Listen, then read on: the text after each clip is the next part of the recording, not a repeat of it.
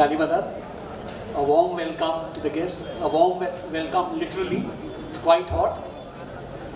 So let me start with the MJD and Life family.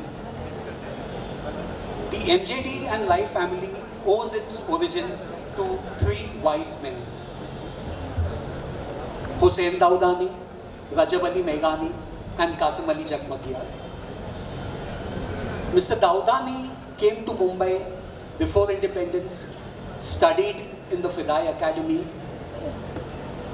and he kind of adopted the surname Daudani. He had a vision.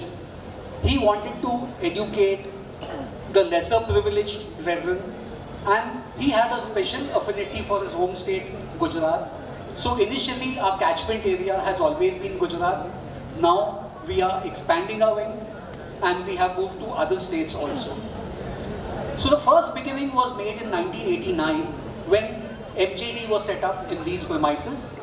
We started with senior citizens and this went on for a good 12 years. We provided the senior citizens with basic amenities like roti, kapda or makan. But then we realized that somewhere along the way there were other things which were required. Over the period of time, we at this foundation have ensured regular doctor visits, checkups, physiotherapists. We've got yoga sessions, exercise, and of course the latest trend, not the latest trend, it's an old trend, the laughter club. So we have laughing club exercises. And it's not just a question about all work and no play. All festivals are celebrated with fervor, whether it is Diwali, Holi, Eid, Saligra, Imamate, Navroz. And the senior citizens love to look good. We have beauticians coming over, we have mehendi sessions. And so this went on for a good 12, 13 years. But then somewhere down the road, we realized that the senior citizens, this place was not exactly very cheerful. The seniors, they missed their parenting. Simultaneously, we realized that there is a gap. Students from our Jamaat, after passing out from our institutes, the FIDA Institute and the other boardings that we have, after the 10th standard, invariably they would go back to their villages or they would not go in for further studies. So in 2002, we made a humble beginning when we started Life Foundation. At that point of time, we had only 3 students. And all that we provided to them was basic education. We ensured that they got admission in Tagore College by default, since this was the closest, and they've always welcomed us. But as the saying goes, as is the theme of today's program, evolve. We have evolved. I wouldn't mind giving ourselves a pat on the back and say that we've come a long way from where we started and where we are heading. Those of you who have visited the premises today would have seen visible changes in the infrastructure. It's not only the structure which has changed. Our whole thought process has undergone a major reorg. And the pandemic kind of gave us a warning as to what to expect. We have moved into an area of where the brick and mortar institutes are slowly but surely disappearing. And survival of the fittest, the theory of evolution, seems to be holding true. So we have accepted the challenge. We have an outstanding team of mentors and tutors, and we have veered away from the traditional education and we have gone towards personality development. We have tied up with institutes like Mentoria. We have tutors from EdYouth. We have career counseling. The infrastructure that we have in our institute, I would say, would rank amongst the best. And this is just the beginning. With your support, we are sure we are going to go places. Just 15 days back, Manisha ma'am had organized an overnight camp for the students. It was not a holiday. It was not a holiday. It was a camp where the child learned about his strengths and weaknesses. We had 6 counselors on duty that day.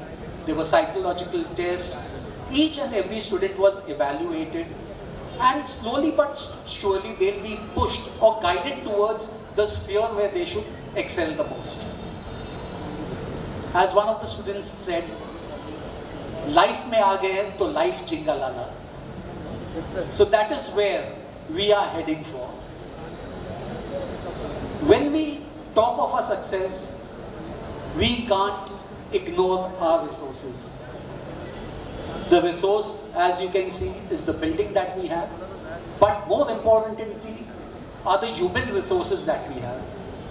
We have our trustees who stand firmly behind us and who don't mind taking a back seat when we, the committee members, try to push some revolutionary proposal forward. They are always very enthusiastic and receptive to it. And then I can't even describe the efforts put in by our committee members, the education team, the mothers team, the catering team. A lot of effort goes into building this institute. You can see the infrastructure. We've got a roti making machine. We've got a full-scale laundry, a laundry which normally is there in a hospital or a 5-star hotel. That's the kind of clothes washing facility that we have. We've got freezers where our supplies for the entire month are stocked. But we are not going to stop here. Our trustees have a dream. We are going to move on. We have already chalked out our plans for the next 5 years. We call it the Mission 2027. The first thing that we need to do, or we wish to do, is to increase the capacity of our senior citizens. At the moment, we have place for 28 senior citizens, and invariably, we have to turn down applicants because of lack of space. Next, every year we pick 15 students. At any given time, the strength of our Institute of the Life Academy is somewhere between 75 and 80. As of now, we've got 79 students. But our target is that we wish to educate 100 children every year for the next 5 years. Next, we have realized that just education doesn't count.